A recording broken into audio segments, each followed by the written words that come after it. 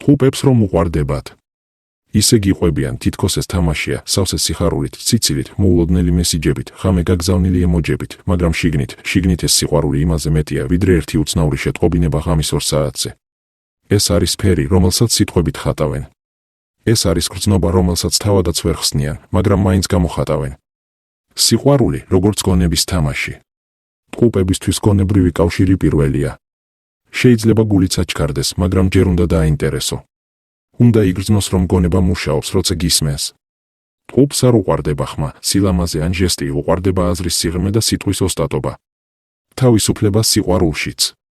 ტყუპი ვერ ეგუება შეზღუდვებს.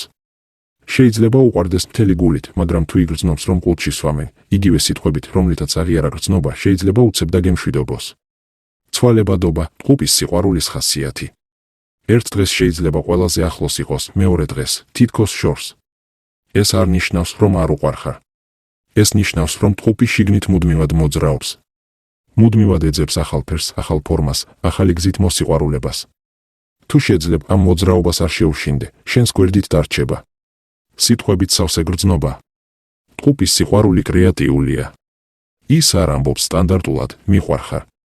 ის მოგწერს ასე, შენს ხმაზე ფიქრიც კი უფრო საინტერესოა, ვიდრე ჩემი წაკითხული ბოლო წიგნი, და შენ ხვდები, ეს მართლა გრძნობაა, უბრალოდ სიტყვების გზით მოკარგული. ეჭვი, მათი გონების ჭრდილი. ტყუპის გონება სწრაფია, მაგრამ ხშირად. ძალიან ეჭვიანი. ის არ ეჭვიანობს ხოლმე ქმედებაზე, ეჭვიანობს სიტყვებზე, ქვეცნობიერზე, ინტონაციაზე. გონებით ხატავს სცენარებს და მერე, ან შენთან მორბის, ან თავის თავში იკარგება. სიყვარული, როგორც მოულოდნელი ჟესტები. შეიძლება უცებ დაგირეკოს შუა სამუშაო დღეს და გკითხოს, გცალია, რომ ერთად მზის ჩასვლას ვუყუროთ, ტყუპს უყვარს მოულოდნელად, ბუნებრივად, თამაშით. არა დიდი გეგმებით, არამედ იმით, რაც აქ და ახლა.